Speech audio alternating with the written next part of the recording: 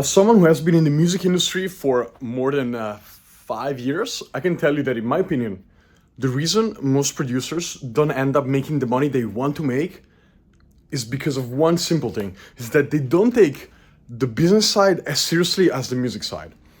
And I get it, you start music because you want to express your feelings, you actually like making music, like you have the dream of making music full time, all of that stuff, which is amazing.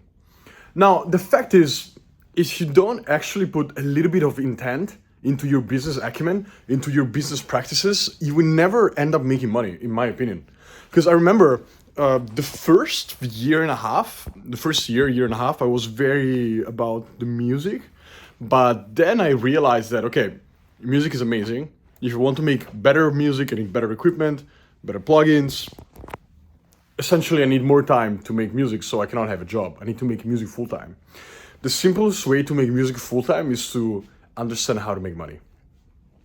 And the only reason most producers don't make money is because they don't want to take the time to actually learn.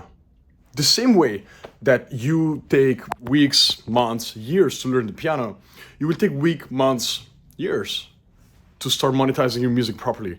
Like, how is it possible that some people make some music that honestly is not that great, but they end up getting placements on whatever, Disney, I mean, usually the music is good, but like they end up getting placements on movies where they get 6 figures checks. Guys, like, why are you just focused on selling beats? Like, when you have music, you actually own a lot of assets, and your music can be used on movies, for artists, for advertisement.